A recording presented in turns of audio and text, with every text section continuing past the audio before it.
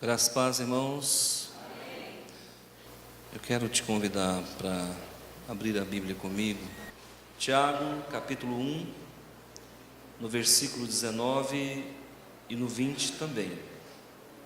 Diz assim a palavra de Deus: Sabeis estas coisas, meus amados irmãos, todo homem, pois seja pronto para ouvir, tardio para falar, tardio para se irar, porque a ira do homem não produz a justiça de Deus.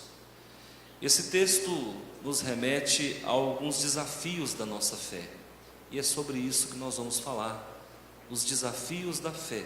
Eu quero orar com você. Senhor, em nome do Teu Filho amado, nós estamos aqui nesta noite, começo de noite, para receber a bênção do Senhor, para ouvir o Senhor falando durante alguns minutos, e o Senhor vai ministrar no nosso coração o entendimento correto. Nós queremos esboçar uma vida com qualidade e precisamos da misericórdia, da compaixão do Senhor. Muito obrigado por esta tarde, onde o Teu Espírito está sobre as nossas vidas e a palavra do Senhor, ouvida e praticada segundo a Tua vontade. Abençoa esta congregação, livra-nos de todo e qualquer mal, porque Teu é o poder, o reino e a glória, em nome de Jesus, o nosso Senhor. Os desafios da fé, e eu quero falar sobre isso, fazendo menção a um apóstolo que merece a nossa atenção, o nosso respeito. Tiago era um homem de oração. Vários autores biógrafos o descrevem como Tiago, joelhos de camelo, porque Tiago orava muito, era um dos homens que mais orava nos tempos apostólicos, e aqui nós temos uma palavra de um homem que orava. Agora, é importante nós falarmos o seguinte, que Tiago, ele era um homem também de muita exortação. Se você for ler a epístola de Tiago, você vai ver que ele era um homem que batia firme contra o mau comportamento, o mau procedimento do cristão. Se você olhar a cadeia temática de toda a epístola de Tiago, você vai ver temas importantes, por exemplo, como obter sabedoria, tá? As circunstâncias terrenas são transitórias, a origem do bem. Ele fala muito sobre pecado, tá? Ele fala que nós devemos tratar os outros como queremos ser tratados, fala para não fazermos acepção de pessoas, fala que nós devemos ajudar os irmãos na fé, fala que a fé sem obra é morta, fala sobre o pecado da língua. Então, você vai ver que ele condena a maledicência, tá bom? Então, a origem de contendas, você vai perceber que esse apóstolo, ele era doutrinador, era aquele que doutrinava os cristãos, no sentido de apresentarem um comportamento digno com a fé. Agora, irmãos, ser cristão parece fácil, mas às vezes não é. Vocês sabem que é um vestibular todo dia que nós enfrentamos. Todos os dias nós vamos ter que esboçar a nossa fé. Como é que eu me comporto diante do desafio A, B e C? É isso que nós temos que observar. As pessoas estão de olho em nós. Muitos estão aguardando o nosso testemunho para que eles possam copiá-lo e amanhã dar um testemunho parecido. Se nós falharmos, nós vamos estar fazendo escola e alguém vai falhar também porque nos viu falhar. Então, eu que estou na liderança de uma comunidade, eu vejo com muita facilidade os defeitos, os erros das pessoas. E às vezes, os meus irmãos na fé, as nossas ovelhas, cometem falhas que são infantis, né? Nós encontramos pessoas extremamente melindrosas na caminhada cristã. Nós encontramos pessoas que às vezes querem um motivo, uma justificativa para permanecer no pecado. Nós encontramos pessoas que querem achar culpados pelo seu sofrimento, pela sua infelicidade. Nós encontramos pessoas que não sabem lidar com o fracasso, e o fracasso faz parte da vida. Então aqui o nosso apóstolo, São Tiago, ele está nos dando uma diretriz segura para começarmos a esboçar uma vida compatível com a fé que nós esboçamos. E você vai perceber que ao escrever essa carta, ele acaba ensinando para a igreja coisas que talvez Paulo não tenha trabalhado com tanta propriedade. Ele vai ensinar alguns doutrinamentos para nós no quesito comportamento, que talvez João não tenha ensinado para nós com propriedade. Então eu gosto da carta de Tiago. Por quê?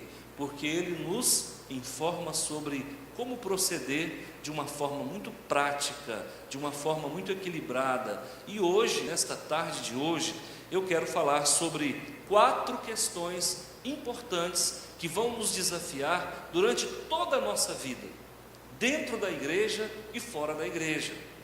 Nós sabemos que tem pessoas que dentro das 4 paredes da igreja são muito espirituais, são muito amáveis. Quando sai da porta para fora, a pessoa muitas vezes é reprovada. E eu pergunto, como você se comporta? Primeiro, dentro da igreja e fora dela, você tem o mesmo comportamento?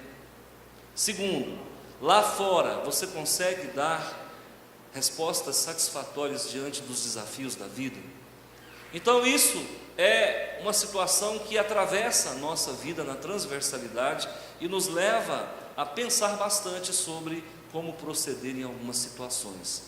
No versículo 19, nós vamos encontrar assim: sabeis estas coisas, meus amados irmãos, todo homem, e esse homem aqui é cientificamente falando, homem e mulher, seja pronto para ouvir, tardio para falar, tardio para se irar, porque a ira do homem não produz justiça de Deus. Eu quero fazer um sermão textual de 4 pontos, e os pontos são literais, vão ser tirados do próprio texto. Primeiro ponto que eu quero observar, o primeiro desafio da fé que você vai encontrar na sua caminhada. Isso é para qualquer cristão, isso não é só para pastor e nem só para diácono, isso não é para líder de louvor, isso não é para quem tem algum ministério, é todos nós seremos desafiados na nossa fé a expressarmos uma conduta compatível com aquilo que Tiago nos ensina. Primeiro, nós, se quisermos dar uma resposta satisfatória, quando a nossa fé for provada, nós precisamos estar o quê? Pronto para ouvir. E eu sempre digo que não é à toa que nós temos 2 ouvidos. E não é à toa que o nosso ouvido ele acaba perfazendo uma circunferência de 360 graus. Então, se você pegar esse pavilhão auditivo aqui, que a gente comumente chama de orelha, né? Você vai ver que ele vai trabalhar dentro de um periférico de 180 graus. Você vai ver que esse outro pavilhão auditivo aqui, ele vai trabalhar no outro periférico para completar 360 graus. Deus, quando fez o homem, Ele queria que o homem ouvisse bem, mas que o homem ouvisse também mais do que qualquer outra coisa. Nós que somos sacerdotes, nós somos treinados para ouvir. Quem não sabe ouvir, jamais pode ser um bom conselheiro. Você quer saber com quem você deve se aconselhar? Com pessoas que sabem ouvir. Pessoas que falam desenfreadamente, pessoas desequilibradas no falar, pessoas que não deixam ninguém falar, nunca será um bom conselheiro, porque ele não sabe ouvir. E nós precisamos estar prontos para ouvir. Quando você vai numa sala de aula, a aula começa às 7 horas da manhã e a aula termina ao 12h15, aqui na rede estadual. O que o aluno vai ali? Ele vai ali para ouvir. E qual que é o nosso maior desafio como professor na sala de aula? Que o aluno ouça, porque ele quer falar. E não é um sinal de quem é maduro. Quem está aprendendo deve ouvir, e quem já aprendeu deve ouvir ainda mais. A Bíblia diz que nós devemos estar prontos para ouvir. Durante 40 minutos aproximadamente vocês estarão me ouvindo. Agora, é ouvindo, não é apenas escutando, é ouvindo de verdade. E tudo aquilo que for falado aqui não pode entrar por um ouvido e sair pelo outro, porque é comum nós ouvirmos as pessoas dizerem assim: deixa falar, deixa entrar no ouvido e sair no outro. Porque se tem alguém que tem a comunicação de um ouvido para o outro, é anormal. Nada entra no ouvido e sai no outro, porque entre um ouvido e o outro, irmãos, tem um sistema nervoso, tem ossos, tem cartilagem. Então jamais dá para entrar em um e sair no outro. Então eu digo para você: retenha o que é bom. Às vezes nós somos obrigados a ouvir aquilo que não precisamos. Quer um exemplo? Você vai num restaurante, ou você vai numa pizzaria, ou você vai comer alguma coisa após o culto. Chegando lá, eles colocam uma música imunda. Você é obrigado a ouvir, mas por favor, retenha o que é bom. Você vai no local público, você escuta alguém fazendo chacota, falando palavras indecorosas, você tem que ouvir e reter o que é bom. A gente usa essa expressão ouvir no ouvido e sair pelo outro, mas na verdade não expressa a realidade. Retenha somente o que é bom. Quantas vezes nós ouvimos pessoas que são menos preparadas do que nós, e a Bíblia diz que mesmo assim nós devemos ouvir. Quantas vezes nós somos acusados, afrontados, ironizados, e o que a Bíblia nos ensina? Aprenda a ouvir, ouça. E eu sei que ouvir não é fácil. Eu sei que você já foi desafiado, e você teve que se controlar muito para ficar calado, e muitas vezes você se descontrolou e acabou falando demais. E quando nós falamos demais, ficamos escravos do que falamos. Quantas pessoas estão escravizadas em situações em que a pessoa conversou demais?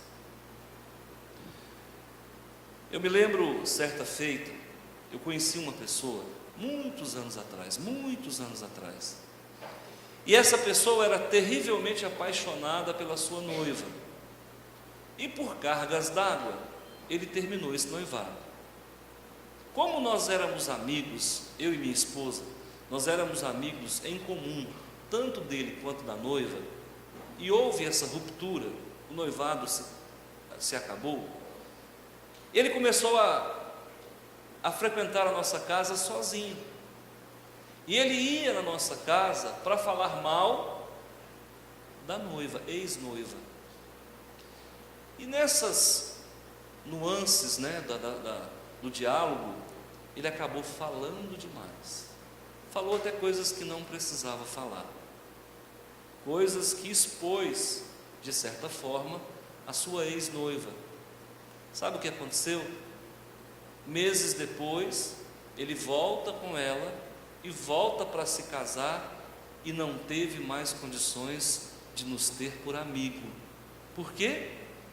Falou demais, expôs demais, e acabou se tornando refém de uma situação que o afastou de nós, porque conversou demais.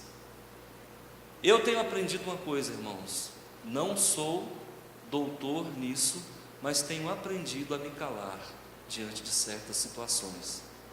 Existem coisas que é bom você ficar calado.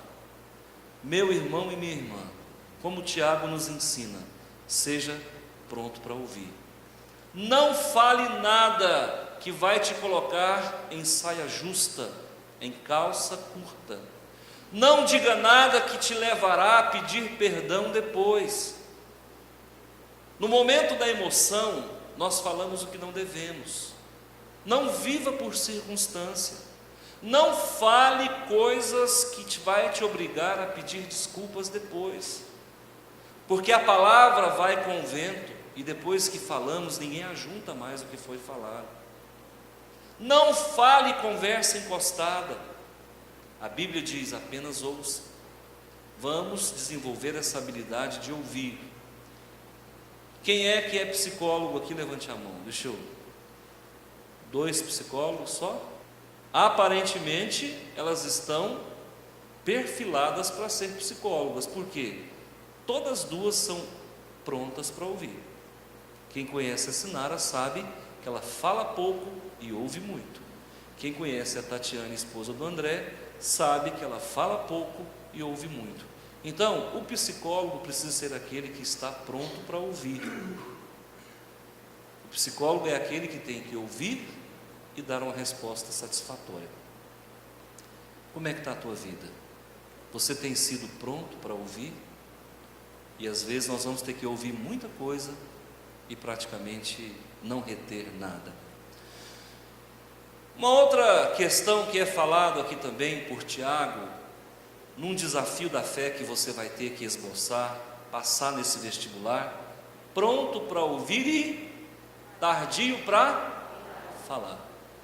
Tardio para falar.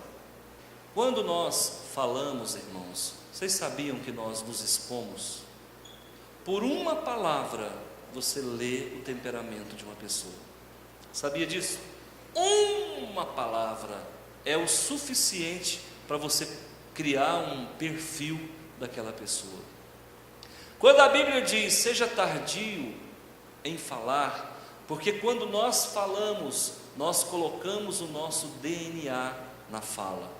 Por exemplo, existem pessoas que falam com aspereza, existem pessoas que colocam emoções na fala, existem pessoas que falam de uma forma crítica, outros sempre falam de uma forma irônica, outros sempre falam se justificando. Vocês já viram isso? Tem pessoas que tudo que ele vai falar, ele se justifica.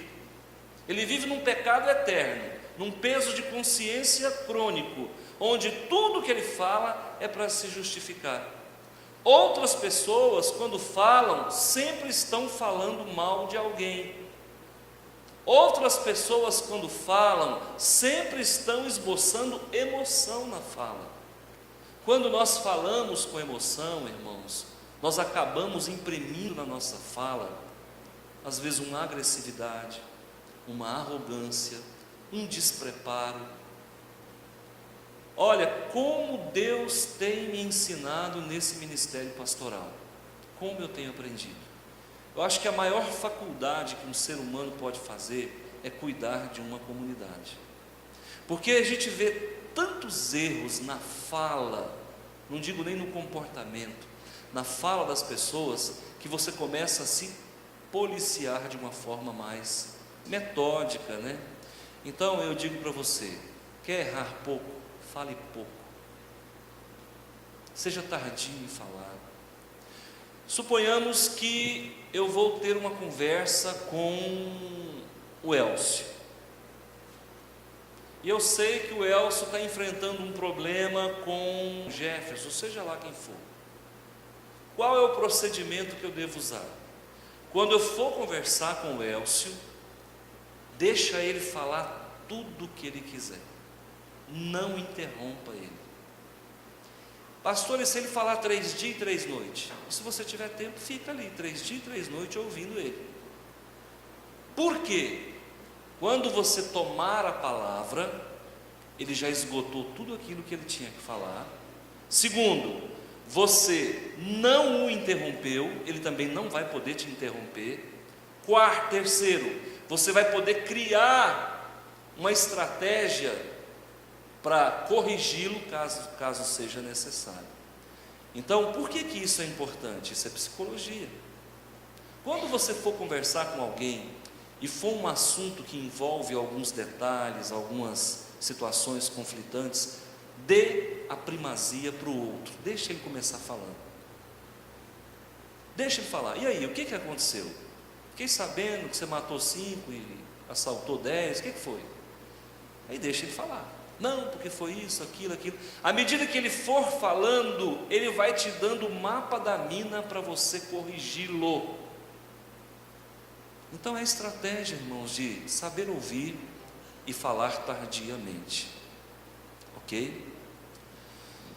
O próximo desafio da nossa fé cristã é ser tardio em irar-se.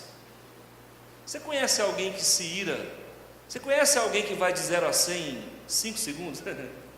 Além do Camaro, você conhece mais alguém que consegue fazer isso? Além de um carro de Fórmula 1? Pessoa, você começa a falar com ele, a pessoa já explode e já vem com 7 pedras na mão. Eu pergunto para você, esse cidadão é tardio em irar-se? Não. A palavra de Deus diz o quê? Irai-vos, mas não pequeis. Aí, no começo, eu ficava, gente, como é que ira e não peca?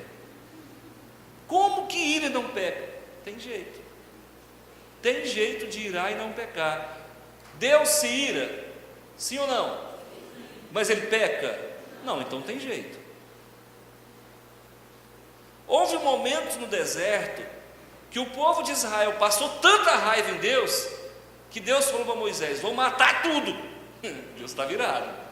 Vou matar todo mundo. Mas você não viu Deus xingando, viu? Você não viu Deus agindo de forma covarde. É o momento da ira. E nós herdamos esse atributo porque ele é comunicável de Deus para conosco. Nós também vamos nos irar. Então eu acho que nós precisamos vencer alguns problemas da nossa vida, para quando vir a ira, não vir o pecado. E lembro que certa feita eu fui numa fazenda, há uns 3 anos atrás, olhar uma fazenda para fazer um retiro espiritual. Na volta, o pastor Robério e a sua esposa, a irmã Ellen, sentados ao meu lado e atrás, respectivamente, eles passaram um cinto de segurança e o bonitão ficou de peito aberto. Quando eu vou fazendo uma curva, dei de cara com quem? Vejo que são profetas, polícia, né? O soldado estava no meio da pista e ele viu que eu estava sem o cinto de segurança. Ele pediu uma carona. Imediatamente eu parei para ajudar. Ele, de uma forma muito educada: boa tarde. Eu falei: boa tarde. Falei: hoje eu morri. Documentos pessoais, por favor, e o certificado do veículo. Eu falei: olha, ainda bem que ele mudou de assunto, ele está em outro nível, né? Aí ele pega o meu documento, vai lá atrás do carro, faz as conferências e volta. Eu falei: olha, está tudo certo com o seu carro, mas eu vou ter que autuar uma infração. Eu falei: mas o que houve? Bobinho, né? O que aconteceu?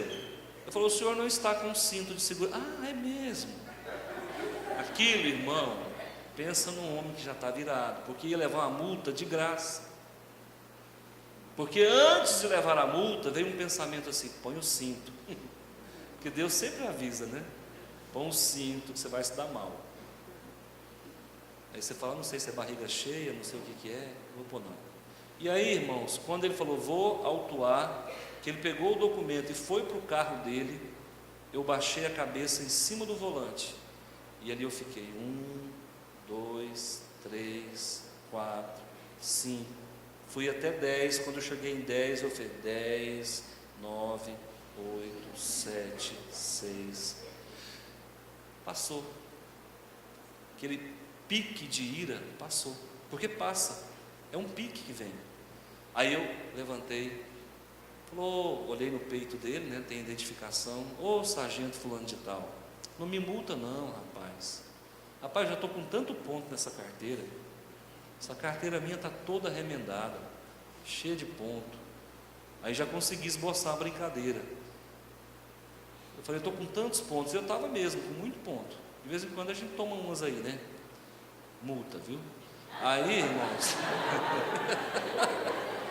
explicar bem aqui, se o pessoal fala, eu sabia que esse pastor bebia. Ele falou, rapaz, eu já lavrei a multa. E se eu não te multar agora, eu posso ser punido. E ele já tinha colocado um número da multa, porque são números, né? Aí ele falou, deixa eu ver se eu consigo mudar aqui um número, sem ter que rasurar. E ele olhou de cima e embaixo, irmão, não tinha mais o que fazer. Era aquele número mesmo que ele ia pôr. Ele falou, se você tivesse chegado 1 segundo antes, eu não teria. Eu falei, está vendo o que a ira faz com a gente? Se eu tivesse ido até 10 e não voltado de 10 a 1, com certeza eu tinha me livrado daquela multa. Aí, mas eu já estava bem, já comecei a aceitar, me resignei, né? E aí voltei para o carro, paguei a multa. O que é isso, irmãos? É a capacidade que nós temos de irar, não é verdade? Quando você passar por uma situação como essa, água na boca. É aquela história da mulher que chegou para o pastor, falou, pastor, o que eu faço com meu marido? Ele me faz raiva e quando eu me iro, eu falo que eu não devo. Minha filha, põe água na boca. Então há momentos que nós vamos ter que colocar água na boca. Há momentos que você vai ter que contar até 10. Há momentos que você vai ter que se lembrar do seu pastor, se não der conta de lembrar do seu Senhor. Por quê? É natural em nós haver a ira. O que não pode é eu mirar e maltratar o meu irmão, faltar com respeito com as pessoas. Então, nos momentos em que a gente às vezes se irá, por favor, não perca a compostura, não perca a sua postura de cristão, não fale palavras pesadas, não diminua a pessoa com quem você está argumentando, sabe? Procure não alterar demais o tom de voz. Tardio em irar-se. O que Tiago está falando? Tardio em irar-se, ele está dizendo, olha, você vai irar, não tem jeito. Concorda comigo? Segundo, quando você se irar, saiba como se conduzir dentro da ira, para que você não peque. Elabore as situações da melhor forma possível. Muitas pessoas elaboram mal as situações adversas. Diante de uma ofensa, para que você não se ire, ou seja, tardio em irar-se, o que você deve fazer? Lembre-se do que Jesus falou, dê a outra face. Segundo, se alguém te mandar andar 1 milha, ande 2. Terceiro, perdoe 70 vezes 7. Quarto, negue-se a si mesmo. Se você se lembrar dessas coisas, dá tempo de você demorar para explodir na ira e ela passa. É igual fome. Fome passa. Que hora que você almoça todo dia? Eu almoço meio-dia. Passar de meio-dia e meio já passou a fome. Por quê? Porque o seu organismo se encarrega de queimar reservas suas para saciar a tua fome. Você sabia que a pessoa que mexe com droga, no momento em que vem o desejo de mexer com a droga, se ele conseguir se controlar 10 minutos, ele não mexe com a droga. Qual que é o problema? A pessoa não consegue vencer os 10 minutos, e aí acaba caindo de novo. A ira é da mesma forma. Se você vencer aquele momento de explosão, pode ficar tranquilo, que você pode até irar, mas você não vai pecar. Amém? Agora, a quarta questão que eu quero trabalhar com vocês aqui hoje é a seguinte, olha aqui, ó. Porque a ira do homem não produz a justiça de Deus. Você vê que quanto ao ouvir, Tiago não faz considerações posteriores. Quanto ao falar, Tiago não faz considerações extras. Mas quanto ao irar-se, Tiago vai além. Sabe por quê, irmãos? Porque nós pecamos por demais através da ira. E deixa eu falar uma coisa para você. O desafio da fé para essa noite é te ensinar que não é pela sua resposta, não é pelo seu grito, não é pela sua bravata que você será justificado, porque a nossa justiça não produz a justiça de Deus, porque a nossa ira não produz a justiça de Deus, porque as nossas desculpas, porque a nossa justificativa, porque a nossa raiva não vai produzir a justiça de Deus. É por isso que eu falo, existem pessoas aqui na igreja que me confessam: pastor, eu estou sendo perseguido no trabalho. Irmão, cala a boca. Não adianta você brigar com um colega de trabalho, não vai produzir a justiça de Deus. Cala, abaixa a cabeça, leva para o altar de Deus, leva para o Supremo Tribunal da Justiça Divina, o STJD. Sabe, aprenda a entregar para o Senhor o teu problema, porque nós queremos uma resposta para ontem. A pessoa falta com respeito com você, você revida. Deixa eu falar para você, toda vez que você agir dessa forma, Deus não vai entrar em teu favor. Quando abriram uma empresa no meu nome, no dia 14 de janeiro de 1992, roubaram as xerox dos meus documentos, foram até o cartório de Rio Verde, conseguiram reconhecimento de firma, foram numa cidade, município de Itumbiara, abriram uma empresa no meu nome, me deixaram uma dívida fiscal com o Estado enorme.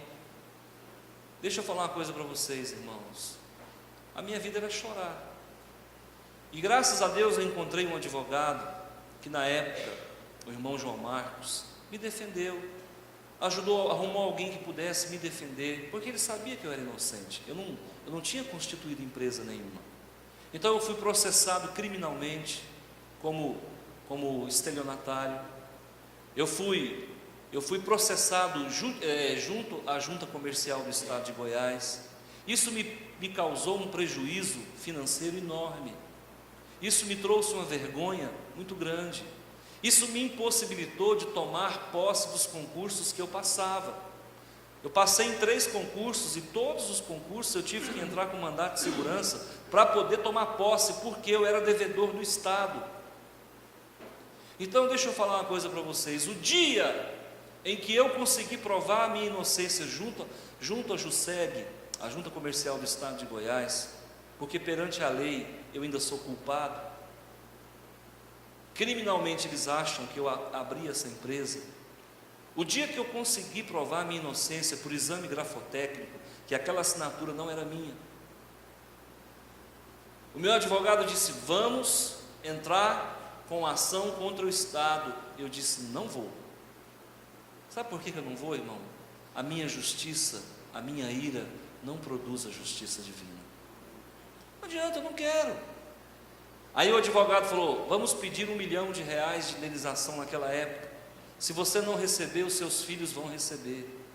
Se os meus filhos quiserem receber alguma coisa, vão trabalhar. E o grande problema é esse, irmãos: quando nós não fazemos justiça, Deus faz a nossa justiça. E eu estou falando isso para vocês aqui com segurança. Então, haja da forma correta, desça a sepultura sem ter, sabe, nada arranhando a sua vida. Quando vier alguma coisa muito ruim para você, entrega para Deus. Se você for para as páginas da Bíblia, no final de cada evangelho, você vai ver Jesus falando assim, lá na cruz. Lembra das palavras de Jesus? Lembra que Jesus olhou para todo mundo, de cima da cruz, todo furado. Ele olha para aquela multidão e fala: Pai, perdoa eles, porque eles não sabem o que fazem.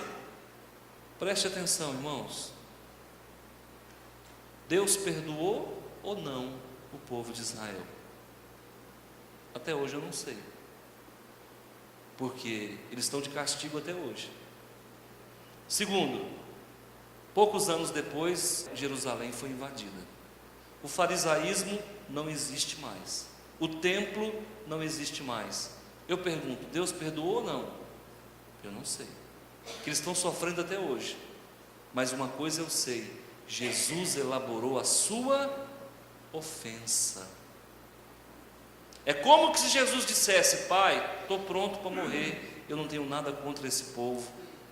Porque quando ele pede para Deus perdoar o povo, ele estava dizendo: eu já perdoei. Vocês estão entendendo, irmãos? Existem situações que você vai passar que você precisa liberar perdão. Por que Deus te coloca numa situação vexatória? Por que Deus permite que você seja afrontado? Por que Ele permite que você seja humilhado? Por que Ele permite que você seja caluniado? Para que você aprenda a perdoar. E não é você brigando, esbravejando, esperneando, que você vai provar, que você vai provocar em Deus a justiça dele a teu favor, não. É justamente se humilhando, é justamente sofrendo dano. E pessoas que falam assim: é pastor, porque eu estou passando por isso, não sei o que lá, eu não sei o que fazer. Eu falei: nem eu, irmão, nem eu não sei o que você tem que fazer. E agora? Sofre o dano. Mata no peito, amigo. Veio na tua porta. Não tem o que fazer. Sofre. A prefeitura resolve abrir um buraco, uma valeta na porta da igreja. A poeira vai vir aqui para dentro. O que nós vamos fazer? Vamos lá na porta da prefeitura, xinga. O que resolve? Nada. Sofre o dano. Passa por... Um dia eles vão tampar esse buraco aí. Então existem coisas na vida que não tem o que fazer. Vai vir e você vai absorver. Você sabia que muitas situações da nossa vida nós vamos ser prejudicados na carne? Por exemplo, está provado que o caso do diabetes, por exemplo, além da questão hereditária, além das questões de sedentarismo, além das questões tal, tem as questões genéticas, mas, segundo alguns especialistas, o estresse, os traumas, são também fatores que desencadeiam doenças crônicas, seja coronariana, seja doença do sangue, seja lá o que for. Você sabia que na sua caminhada de vida, você vai adquirir doenças em função do sofrimento que você passou? Sabia disso? Há situações na tua vida que você vai ser muito humilhado. Há situações na sua vida que vão agir de forma muito covarde com você, e você pode desenvolver uma doença renal, hepática, coronariana, enfim, por conta de sofrimento. Então o sofrimento faz parte da vida. Jesus disse: olha, no mundo tereis sofrimentos, mas tende bom ânimo, eu venci o mundo. Tudo passa, o que é ruim passa, o que é bom passa, o que é ruim passa também. Amém? Eu deixo para você essa palavra, que quando você for desafiado na tua fé, por favor, não seja reprovado.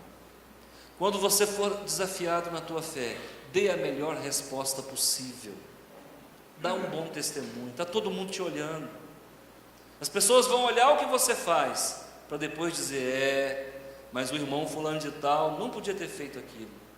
Então, que as pessoas possam dizer: olha, se um dia eu passar por tal dificuldade, eu vou fazer igual o irmão Enéas, eu vou dar uma resposta significativa, para que eu não venha trazer prejuízo para o reino de Deus. Amém?